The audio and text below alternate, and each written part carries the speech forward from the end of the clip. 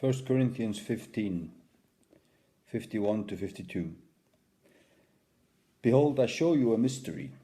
We shall not all sleep, but we shall all be changed. In a moment, in the twinkling of an eye, at the last trump. For the trumpet shall sound, and the dead shall be raised incorruptible, and we shall be changed.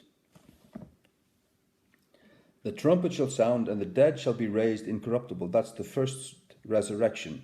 That's evidently the resurrection of the saints unto eternal life.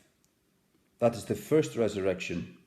And then it says, and we shall be changed. Who's the we? That's those who are left alive, who are not dead at the coming of Christ. So there you have the resurrection and the rapture. We shall be changed. How I know that that's the rapture? Because those verses coincide with 1 Thessalonians 4, 13 to 18. We will read that also. But I would not have you to be ignorant, brethren, concerning them which are asleep, that ye sorrow not, even as others which have no hope. For if we believe that Jesus died and rose again, even so them also which sleep in Jesus will God bring with him. For this we say unto you by the word of the Lord, that we which are alive and remain unto the coming of the Lord shall not prevent them which are asleep. The rapture will not happen before the first resurrection. It says that here. We which are alive and remain unto the coming of the Lord shall not prevent them which are asleep. For the Lord himself shall descend from heaven with a shout, and with the voice of the archangel, and with the trump of God. And the dead in Christ shall rise first. The resurrection first.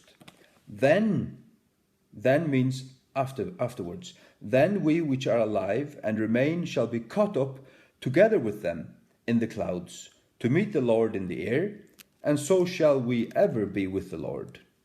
Wherefore comfort one another with these words. Let's go now to the book of Revelation. In chapter 19, we read what is evidently the coming of the Lord Jesus and the marriage supper of the Lamb. Let's read Revelation 19 from verse 7. Let us be glad and rejoice and give honor to him, for the marriage of the Lamb is come, and his wife hath made herself ready. And to her was granted that she should be arrayed in fine linen, clean and white, for the fine linen is the righteousness of saints. And he saith unto me, Write, Blessed are they which are called unto the marriage supper of the Lamb. And he saith unto me, These are the true sayings of God. Then we skip to verse 11, from verse 9 to 11. And I saw heaven opened, and behold a white horse, and he that sat upon him was called Faithful and True, and in righteousness he doth judge and make war. His eyes were as a flame of fire, and on his head were many crowns, and he had a name written that no man knew but he himself. And he was clothed with vesture dipped in blood. With a vesture dipped in blood, and his name is called the Word of God. That's Jesus Christ, the Son of God, coming. And the armies which were in heaven followed him upon white horses, clothed in fine linen, white and clean. That's the saints in heaven coming down with him. And out of his mouth goeth a sharp sword, that with it he shall smite the nations, and he shall rule them with a rod of iron, and he treadeth the winepress of the fierceness and wrath of Almighty God. And he hath on his vesture and on his thigh a name written, King of Kings and Lord of Lords. We all know that this is Jesus coming down. And we all know this is his coming. This is not secret. This is his coming. Right. So he comes, and he judges, And we skip the last 4 verses of 19 and go and read the first verses of chapter 20, and we see what happens immediately when he's come.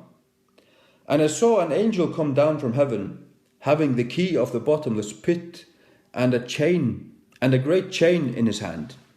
And he laid hold on the dragon, that old serpent, which is the devil and Satan, and bound him 1,000 years. So this is the establishment of the millennium, the 1,000-year reign of Christ, and cast him into the bottomless pit, and shut him up, and set a seal upon him, that he should deceive the nations no more, till the 1,000 years should be fulfilled. And after that he must be loosed a little season. And I saw thrones, and they sat upon them, and judgment was given unto them. And I saw the souls of them that were beheaded for the witness of Jesus, and for the word of God, and which had not worshipped the beast, neither his image, neither had received his mark upon their foreheads or in their hands. And they lived and reigned with Christ 1,000 years. But the rest of the dead lived not again until the 1,000 years were finished. This is the first resurrection. Does that ring a bell? What did we establish? The first resurrection, and then what? The rapture. How are you going to squeeze the rapture before in the book of Revelation? How are you going to put the rapture before the first resurrection? It won't happen before. We are going through not only the tribulation, we're going through it all. There will not be a pre-tribulation rapture. There will not be a mid-tribulation rapture. There will be a post-tribulation rapture.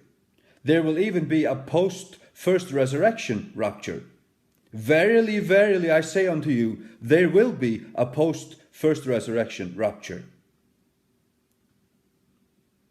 Try and get around that one. You won't. You will never get around that one. There's not going to be a secret rapture. I wish there was, but there won't.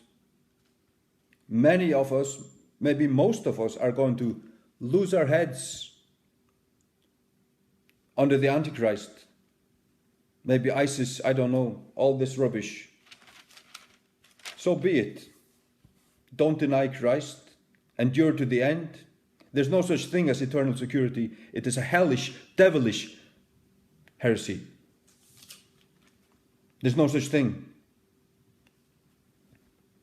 Come on, read Jesus's words about the vine and the branches. We are the branches, he is the vine. If there's a branch on him that doesn't bear fruit and that withers, it is removed from the vine, and men gather them, and they are burned. If you don't remain in Jesus, if you don't bear fruit, you will be removed, and you will be burned in hell. That's just the truth. There's no such thing as eternal security. There's no such thing as a pre-tribulation rapture. There can't be. We're going through it all. We're going through everything. There's no such thing as a mid-tribulation rapture. Because verily, verily, I say unto you, there's no such thing as a pre-first resurrection rapture. And then you ask, where is the second resurrection then? Well, they are both in the same verse.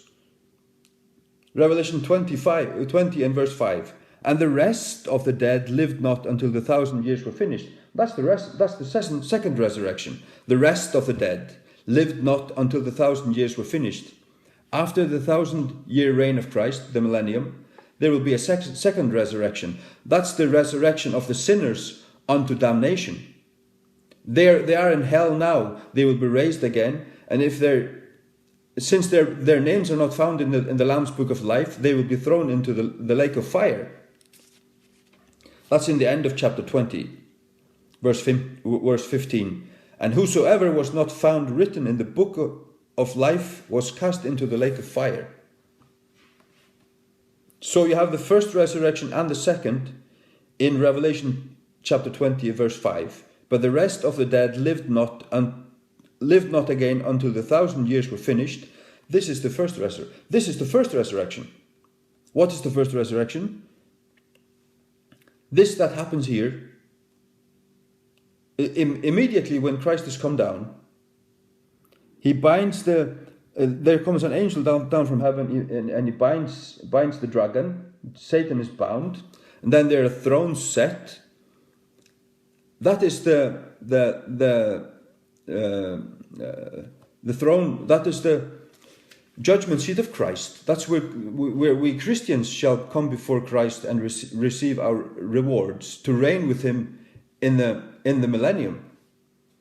But the great judgment, the general judgment, shall be afterwards, after the millennium.